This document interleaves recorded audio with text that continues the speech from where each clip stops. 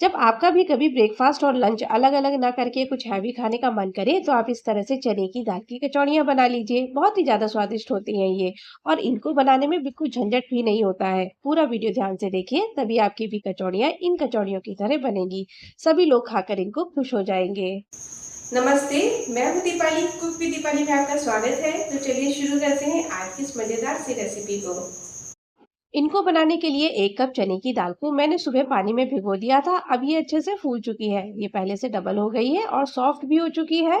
अगर आप चने की दाल के एक दाने को नाखून से इस तरह से दबाएंगे तो ये 2 भागों में टूट जाएगा। इतना ये सॉफ्ट हो जाता है। ये देखिए इस तरह से।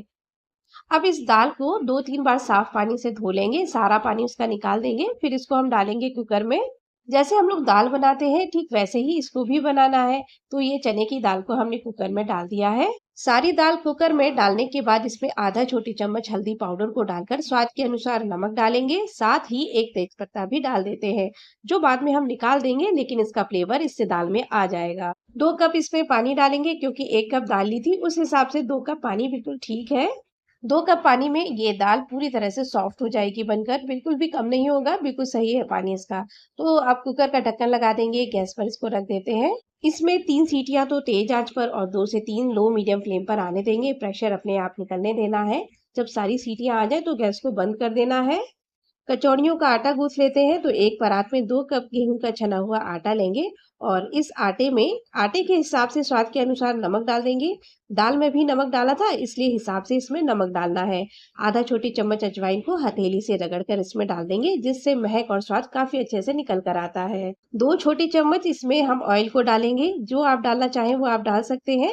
फिर इसको अच्छे से आटे में मिला लेना है। अजवाइन की जगह आप चाहें तो जीरा को डाल सकते हैं, वैसे अजवाइन का स्वाद ज़्यादा अच्छा आता है। ये देखिए तेल डालने के बाद हमने इसको अच्छे से मिला लिया है। अब थोड़ा-थोड़ा इसमें पानी डालेंगे और इसका एक लचीला डो तैयार कर लेंगे। सॉफ्ट डो की वजह से क्या होता है कि जब हम स्टफिंग को भरते हैं और फिर बेलते हैं, तो वो बाहर की तरफ नहीं आती है या फिर सेकते समय कचौड़ियाँ फटेंगी नहीं। और ऑयल की वजह से कचौड़ियाँ आपकी लंबे समय तक सॉफ्ट बनी रहती हैं। ये देखिए डो को हमने तैयार कर लिया है। इसी तरह से सॉफ्ट डो आपको भी तैयार करना है, बिल्कुल टाइट नहीं रहना चाहिए। अब इसको हम ढक देंगे और 15 मिनट के लिए ऐसे ही छोड़ देते हैं। तब तक स्टफिंग की तैयारी करेंगे।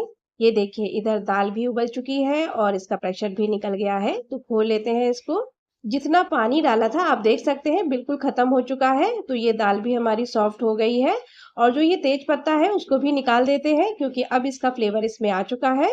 दाल को आपको दबाकर दिखाते हैं कि ये बिल्कुल नरम हो चुकी है, बिल्कुल सॉफ्ट हो चुकी है। ये देखिए इस तरह से। तो ये दाल ठंडी हो जाए तब इसे मिक्सी के ग्राइंडिंग जार में डालेंगे।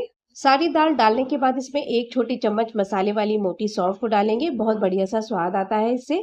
फिर 2 हरी मिर्च और 2 से 3 छोटे टुकड़े अदरक को डालकर बिना पानी डाले महीन पीस लेंगे।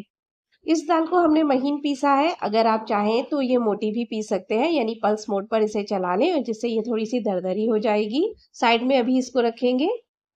कढ़ाई को गैस पर चढ़ाकर इसमें 2 टेबल स्पून कुकिंग ऑयल को डालना है और फिर इसमें डालेंगे थोड़ा-सा हींग यानी 1/4 छोटी चम्मच और आधा छोटी चम्मच जीरा डालना है इसमें।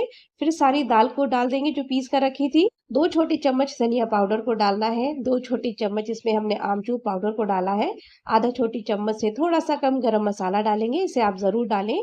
फिर इसमें 1 छोटी चम्मच लाल मिर्च पाउडर को डालकर सबको हम अच्छे से मिला लेंगे। ये हम मीडियम फ्लेम पर भून रहे हैं। इस दाल को तब तक भूनना है जब तक कि ये ड्राई नहीं हो जाती है, तो इसको हम मीडियम फ्लेम पर इसी तरह से चलाते रहेंगे। उबालते समय नमक डाला था, इस वजह से इसमें हमने नमक नहीं डाला है और इस तरह से हम इसको चलाते रहेंगे, जिससे क्या होगा ये ड्राई भी हो जाएगी और सारे मसाले अच्छे से मिल भी जाएँगे, जिससे भरने में आसानी रहेगी। अब ये देखिए थोड़ा-सा ये ड्राई हो चुकी है, अगर हम इकट्ठा कर रहे हैं तो ये इकट्ठा हो रहा है। इसी तरह से हमको रखना था। गैस को हम बंद कर देंगे अब। इस समय दाल की बहुत अच्छी-सी महक आ रही है, तो ये हमारी भुन चुकी है। ऊपर से बारीक कटा हुआ हरा धनिया डाल देंगे और एक बार फिर से मिला लेते हैं इसको। स्टफिंग के लिए दाल तैयार हो गई है, इसको हम प्लेट में निकाल लेंगे जिससे ये जल्दी ठंडी हो जाए। इस दाल से आप चाहें तो कचौड़ियाँ बना सकते हैं, पराठे भी बना सकते हैं, दोनों का स्वाद बहुत अच्छा रहेगा। अब ये दाल हमने निकाल ली है, तो इसको हम इस तरह से फैला देते हैं जिससे ये जल्दी ठंडी हो जाए। ये दाल हमारी पूरी तरह से ठंडी हो गई है, हाथ में अच्छे से पकड़ पा रहे हैं। आटे के ऊपर की प्लेट को हटाकर इस आटे को आधा मिनट के लिए हम फिर से मसल लेंगे जिससे ये आटा सॉफ्ट हो जाए।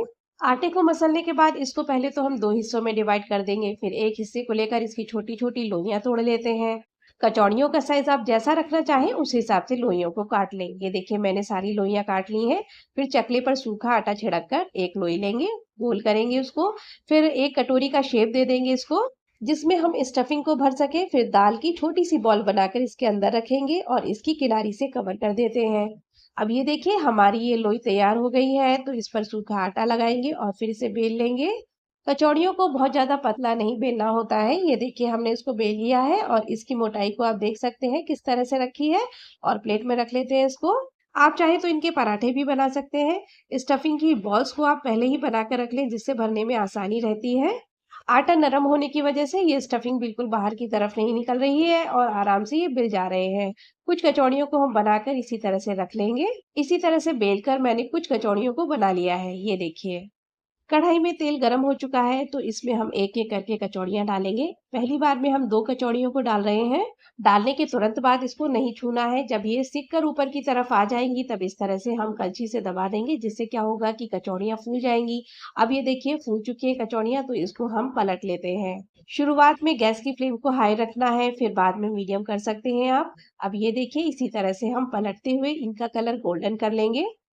आपकी एक भी कचौड़ियाँ फूटेंगी नहीं, बिल्कुल इसी तरह से फूली-फूली बनेंगी, क्योंकि आपका जो आटा था बहुत सॉफ्ट था। बस इसी तरह से दोनों तरफ से पलटते हुए इसे गोल्डन ब्राउन करना है, फिर इसे कढ़ाई से बाहर निकाल लेंगे। इसी तरह से थोड़ी-सी कचौड़ियों को और सेक लेंगे। चलिए इसको भी हम निकाल लेंगे सेक कर। ये लीजिए कचौड़ियाँ तैयार हो गई हैं। ये कचौड़ियाँ इतनी ज़्यादा सॉफ्ट हैं कि आपको बता नहीं सकते हैं, कि आपको तोड़ कर दिखाते हैं। स्टफिंग भी देखिए पूरे में फैली है। इन गरमा-गरम कचौड़ियों को आप चाय के साथ, चटनी या फिर सॉस के साथ ज़रूर खाकर देखिए, बहुत अच्छी लगती है, जिस किसी के साथ भी आप इसे खाएँगे। इन कचौड़ियों की रेसिपी अगर अच्छी लगी हो तो प्लीज़ लाइक और शेयर कीजिए। चैनल पर अगर नए हैं तो चैनल को सब्सक्राइब भी कर लीजिए।